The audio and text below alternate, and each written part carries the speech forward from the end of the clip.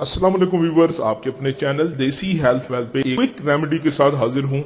Sir की खुश्की है, sir आप इसकी वजह से बहुत ज्यादा तंग रहते हैं, ब्रांड शैम्पू इस्तेमाल करते हैं, साबुन इस्तेमाल करते हैं, रेमेडीज इस्तेमाल करते हैं, लेकिन फर्क नहीं पड़ता, फायदा नहीं होता।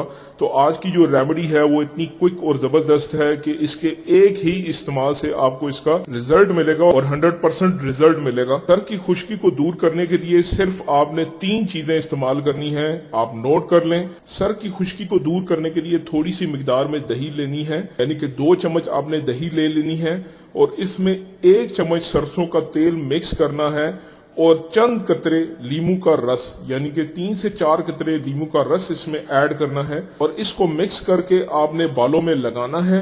कम से कम 3 से 4 घंटे इसको लगा रहने दें, फिर बालों को धो लें। अगर महीने में सिर्फ 2 से 3 बार आप ये अमल करते हैं, आप 4 बार भी कर सकते हैं, कोई इसमें मसला नहीं है। हर्बल रेमेडी है, इसका कोई साइड इफेक्ट भी नहीं है।